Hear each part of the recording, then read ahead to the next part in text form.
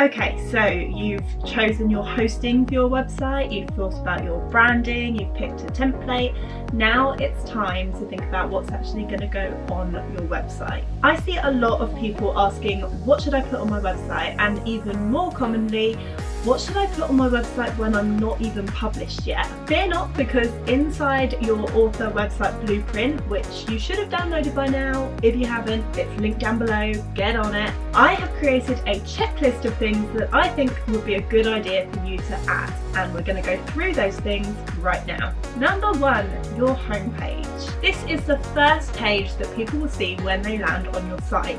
Some websites just have a homepage. They have everything on one long page and they use what's called anchors for navigation purposes. But for the sake of this video, we're just going to assume that you're going to have all of your content spread out over a few different pages. So what should actually be on your homepage? The first thing you'll need to decide is your top header. This is the thing that sits right up at the top of your website.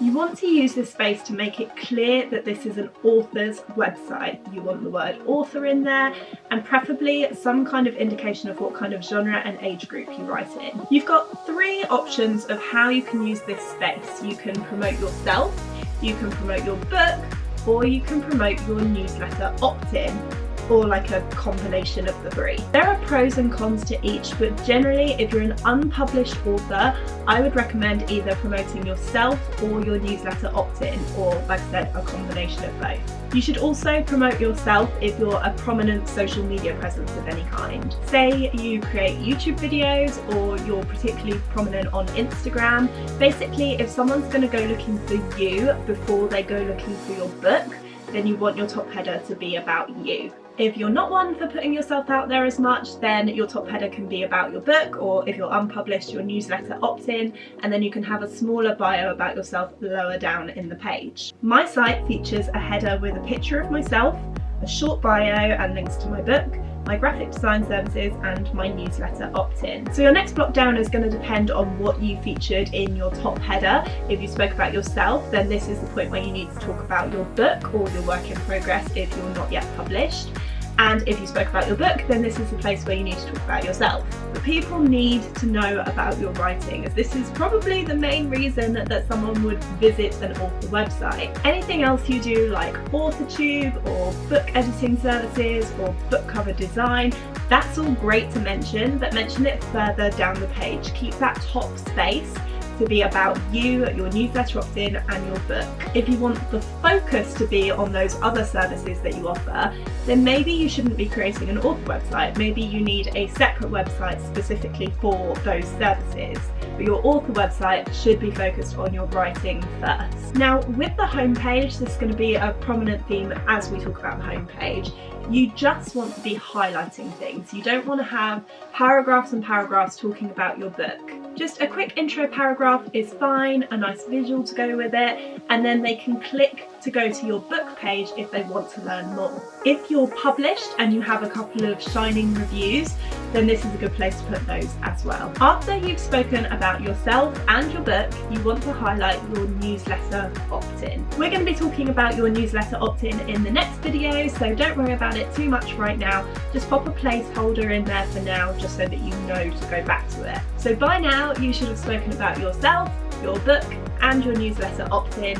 Now's the place where you can start talking about any other services that you offer. If you write blog posts, which I do recommend, we'll talk about that in a minute, then you can put the latest ones here. If you're on YouTube, pop some videos here. If you offer other services, this is the place to mention them. Again, remember, on the homepage you are just highlighting things. If your reader wants more of that content, then they can click to go to those dedicated pages. Finally, at the bottom of your homepage, you are going to want to put a footer. Oftentimes this is used for navigation to less interesting but still important pages, like your privacy policy.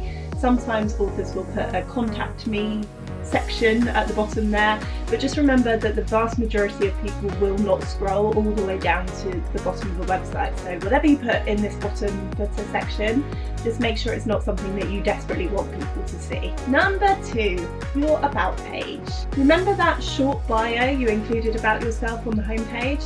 Well, this is where people can go to find out more about you. Try to inject your about paragraphs with a little bit of personality. Remember, these people are here to learn more about you, and people psychologically are far more likely to buy a book from someone they feel like they know and trust versus someone that they've never even heard of. You can talk about your journey to publication so far, your hobbies, if you have dogs. Be sure to add a photo of yourself, a nice high quality photo of yourself. You don't want things looking amateurish, and your social media links. And then I would also recommend putting your newsletter opt-in on every single page. So again, just put a little placeholder here so that you know to come back to it. Number 3, your books page. But what on earth do I put on a books page when I'm not yet published? You can talk about your works in progress. So many people are just interested in the journey. They want to find out what you're up to, what you're working on right now.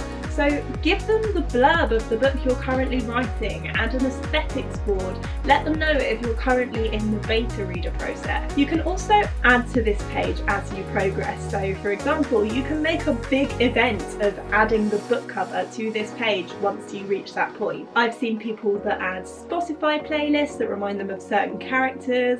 I've seen people add maps and world building details. This is only limited by your imagination and what you're prepared to share at this time. Number 4, your blog page. But what on earth do I put on a blog if I'm not yet published? I hear the question, should I have a blog on my website, probably more than any other website building question. And my answer is honestly, yes. I know it takes more work, but it's worth it. Here's the thing. Blogs massively help your website to get seen by Google. Google likes websites to be updated and added to regularly. Google likes lots of informative text with lots of juicy keywords that it can pull out of. My website has been found by people who have typed into Google how to build an author website, and lo and behold, they've read the article, subscribed to my newsletter, and now they're super pumped about my upcoming sci-fi novel. Now, blogging can be a little intimidating, particularly if you're not really sure what you're meant to be writing, but you don't have to do a huge article every week. It could be just a few paragraphs every fortnight or every month to begin with.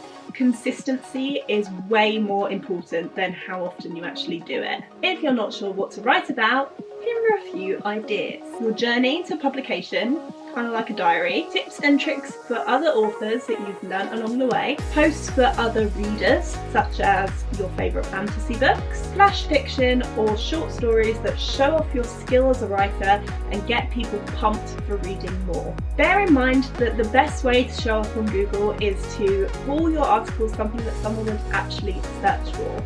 So calling it something like photos from my weekend probably won't do you much good. That's not to say you can't do that kind of post, but try to mix it with other posts that are more informative and that people would actually search for. Number 5, your members page. This is optional, but it's a great thing to have if you have more than one opt-in incentive. For example, my main newsletter opt-in at the moment is my author website blueprint, which you've downloaded by now, right? But I'm also writing a short story that I'm going to give away to my newsletter subscribers, and when I do that, I'm going to put them both on a page that houses all of my opt-in incentives, and then I can add to it as I create more. This page should be password protected, and you should send that password out to your newsletter subscribers in their welcome email. I'd also recommend having the password and the link to the members page at the bottom of every single email you send them, just so that it's nice and easy to find and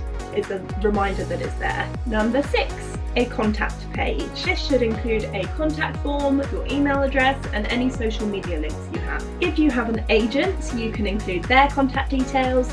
Likewise, if you have a deal with a publishing house, you can include their contact details and people like press and all the different services that you have as a published author, but speak to the people before you add their details, obviously. Other pages that you might want to include but are not required are a press kit if you have one, an FAQ page if you consistently get asked the same questions over and over again, a page for any related work you do, for example book editing services.